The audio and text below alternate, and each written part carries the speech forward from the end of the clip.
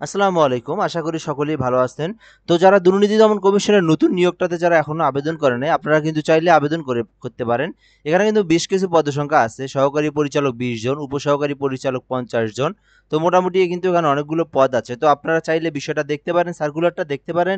দেখার পরে আপনি কিন্তু আমাদের দেখা অনুযায়ী আবেদনটাও করতে পারেন। আপনি কিভাবে আবেদন করবেন এই বিষয়টা নিয়ে আমরা একটা হোয়াটসঅ্যাপ মোবাইল নাম্বার দেবো। এই নাম্বারে আপনি যোগাযোগ করে আবেদনটাও করতে পারেন। তো আপনি শেষ পর্যন্ত ভিডিওটা দেখবেন, আপনি বিষয়টা বুঝতে পারবেন। তো এখান থেকে দেখব দুর্নীতি দমন কমিশন নিম্নলিখিত পদসমূহে অস্থায়ী ভিত্তিতে পূরণের জন্য পদের নামের পাশে বর্ণিত জাতীয় স্কেল বেতন স্কেল ২০১৫ অনুযায়ী বেতনক্রমে বাংলাদেশের স্থায়ী নাগরিকদের নিকট হতে অনলাইনে আবেদনের জন্য আহ্বান করা হচ্ছে। অর্থাৎ বাংলাদেশের সকল জেলার প্রার্থীরা কিন্তু আবেদন করতে পারবে। ৬৪ জেলার প্রার্থীরাই আবেদন করতে পারবে। তো এখানে কি কি পদ আছে আমরা পদগুলো দেখব, পদের নাম দেখব, পদে কতজন করে লোক নিয়োগ দেওয়া হবে কোন পদে, এবং এডুকেশনাল কোয়ালিফিকেশনটাও কিন্তু আমরা দেখব। তো এখানে যার যে শিক্ষাগত যোগ্যতা সেই অনুযায়ী কিন্তু আপনাদেরকে আবেদনটা করতে হবে। তো অবশ্যই ফুল ভিডিওটা দেখবেন, শেষে কিন্তু আবেদন করার প্রসেসটা আপনারা জানতে পারবেন এই ভিডিওতে ইনশাল্লাহ। তো সহকারী পরিচালক পদে নিয়োগ দেওয়া হবে ২০ জন। বেতন ২০১৫ অনুযায়ী নবম গ্রেডের ২২,০০০ থেকে ৫৩,০০০ টাকা বেতন স্কেল ধরা হয়েছে। তো এই পদে আবেদন করতে চাইলে অবশ্যই আপনাকে যে বিষয়টা লাগবে, যে শিক্ষাগত যোগ্যতা লাগবে, কোনো স্বীকৃতি বিশ্ববিদ্যালয় হতে দ্বিতীয় শ্রেণীর সম্মান সহ দ্বিতীয় শ্রেণীর স্নাতকোত্তর ডিগ্রি অথবা প্রথম শ্রেণীর স্নাতকোত্তর ডিগ্রি অথবা ৪ বছর মেয়াদি দ্বিতীয় শ্রেণীর স্নাতক সম্মান ডিগ্রি থাকলে আপনি আবেদন করতে পারবেন। তো এই যে এইখানকার এডুকেশনাল কোয়ালিফিকেশনটা আমি একটু সুন্দর করে বুঝাই দেই। আপনারা অনেকেই এই বিষয়টা বোঝেন না যে দ্বিতীয় শ্রেণী হলো, অনেকেই আর কি যেটা আমি কমেন্ট করে আর কি, কমেন্টের আমি রিপ্লাইটা দিচ্ছি আর কি, বলতে পারেন আপনারা।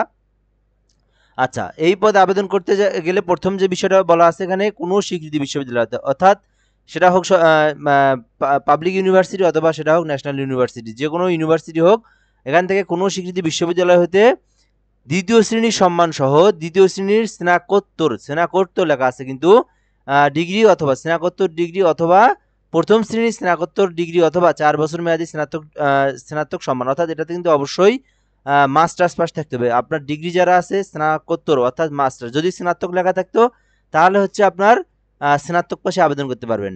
যেহেতু লেখা আছে স্নাতকোত্তর, সেই হিসেবে আপনাকে কি থাকতে হবে, অবশ্যই মাস্টার্স, যারা ডিগ্রি তাদের জন্য মাস্টার্স পাস করতে হবে, তাহলে আপনারা আবেদন করতে পারবেন।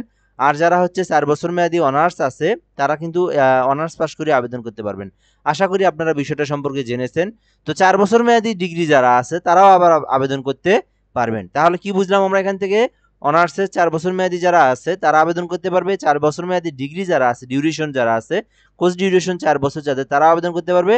আর ডিগ্রি ৩ বছর ডিউরেশন কোর্স যাদের, তারা কিন্তু হচ্ছে মাস্টার্স পাস করার পরে আবেদন করতে পারবে এই পদে, সহকারী পরিচালক পদে ২০ জনের নিয়োগের সার্কুলারে।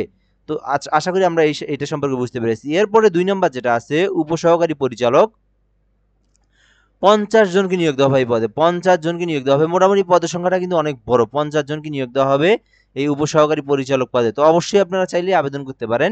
এই পদে আবেদন করতে গেলে অবশ্যই যে বিষয়টা আপনার থাকতে হবে, কোনো স্বীকৃতি বিশ্ববিদ্যালয় হতে দ্বিতীয় শ্রেণীর স্নাতকোত্তর ডিগ্রি অথবা ৪ বছর মেয়াদী দ্বিতীয় শ্রেণীর স্নাতক সম্মান ডিগ্রি। এটাতেও কিন্তু সেম, আপনার ডিগ্রি যারা আছে তাদের কিন্তু অবশ্যই মাস্টার্স পাস করতে হবে, এবং যারা অনার্স পাস আছে ৪ বছর মেয়াদী তারা হচ্ছে অনার্স পাস করে আবেদন করতে পারবেন। আশা করি আপনারা এই সার্কুলারটা বা এই পদ সম্পর্কে আপনারা বুঝতে পারছেন।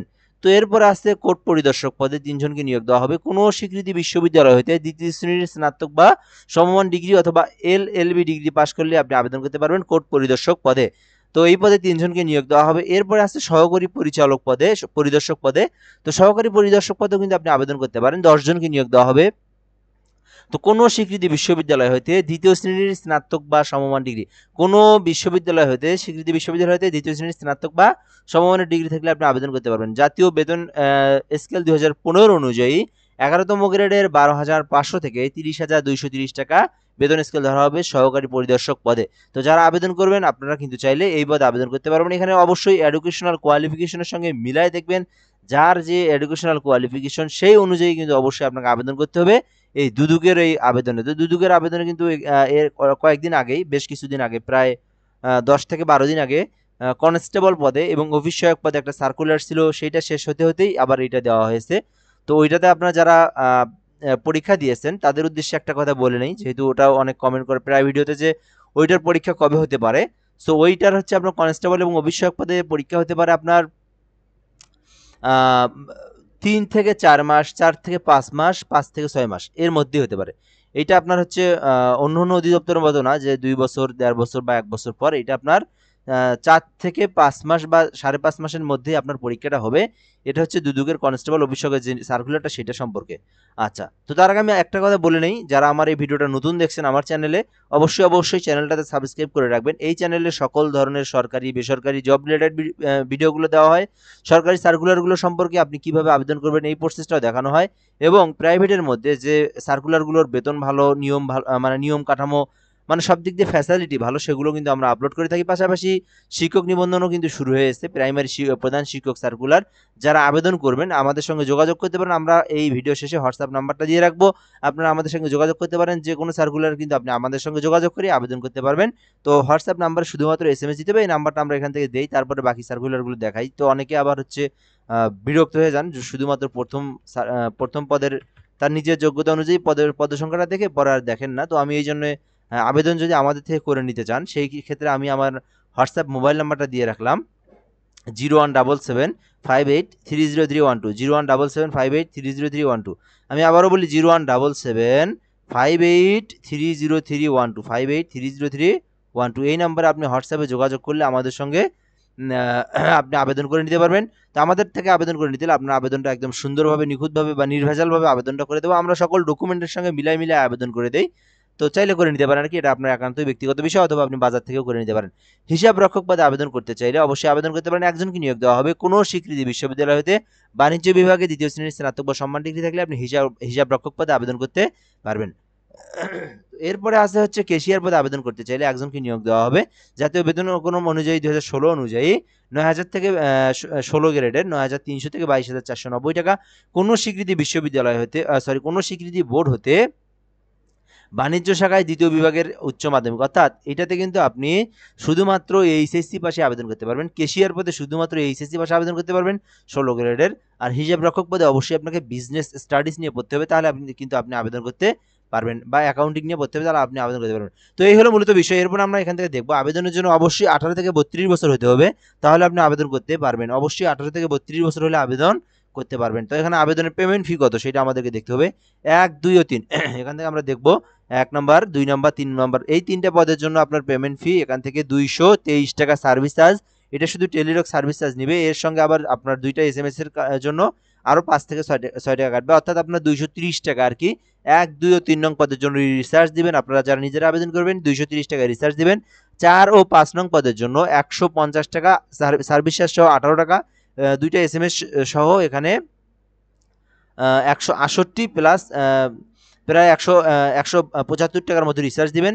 এবং 6 নাম্বার যে পদটা আছে এই পদে 16তম গ্রেডের, এটাতে আপনার 112 টাকা খরচ পড়বে। 112 সঙ্গে আরও 118 টাকা বা 120 টাকা রিচার্জ দিবেন। তাহলে কিন্তু আপনারা টেলিটক সিমে রিচার্জ দিয়ে আপনারা নিজেরাই আবেদন করে নিজেরাই পেমেন্টটা করতে পারবেন। তো এখান থেকে আবেদনের যে লিঙ্কটা আছে এখান থেকে accteletalk.com.bd এই ওয়েবসাইট থেকে আপনারা আবেদন করতে পারবেন। accteletalk.com.bd এই ওয়েবসাইট থেকে আপনারা আবেদন করতে পারবেন। তো এরপরে হচ্ছে আবেদন করার জন্য অবশ্যই ফটোশপের মাধ্যমে 300x300 পিক্সেলের একটা ছবি লাগবে, 300x80 পিক্সেলের একটা স্বাক্ষর লাগবে। তো এখান থেকে আমরা যদি একটু দেখানোর চেষ্টা করি আপনাদেরকে,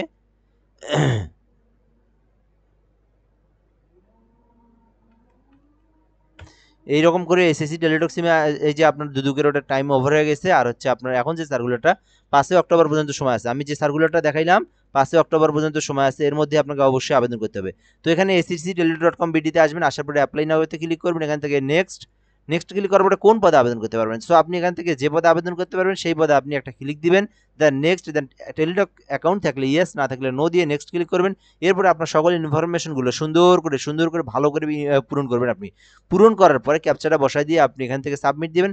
দেন পরবর্তীতে আপনার ছবি এবং স্বাক্ষরটা বসাই দিয়ে আপনি সুন্দরভাবে আবেদনটা করতে পারবেন। এই হলো আবেদনের প্রসেস। আশা করি আপনারা ভিডিওটা সম্পর্কে ভালো লেগেছে বা বিষয়টা সম্পর্কে আপনারা বুঝতে পেরেছেন। যারা আবেদন করবেন অবশ্যই আবেদন করবেন। তো এছাড়াও আপনার প্রাইমারি শিক্ষক নিবন্ধন কিন্তু 21 তারিখ থেকে শুরু হয়েছে। 1122 জনকে নিয়োগ দেওয়া হবে। তো আপনারা কিন্তু অনেকেই জানেন, যারা এটাতেও আবেদন করে নিতে চান আমাদের থেকে, চাইলে আমাদের সঙ্গে যোগাযোগ করে আবেদনটা করে নিতে পারবেন। এই হলো মূলত বিষয়। তো আশা করি এই প্রাইমারি এবং দুদকের যে 2টা সার্কুলার এটা সম্পর্কে আপনারা অবগত হয়েছেন বা আপনারা জেনেছেন। এই হলো মূলত বিষয়। আর দুদকের ওইটা 5 তারিখ পর্যন্ত সময় শেষ, আর এইটার হচ্ছে আগামী মাসের এটা হচ্ছে সেপ্টেম্বর অক্টোবর মাসের 20 তারিখে শেষ হবে। যারা আবেদন করবেন এর মধ্যে আবেদন করে নিতে পারবেন। ধন্যবাদ, ভালো থাকবেন।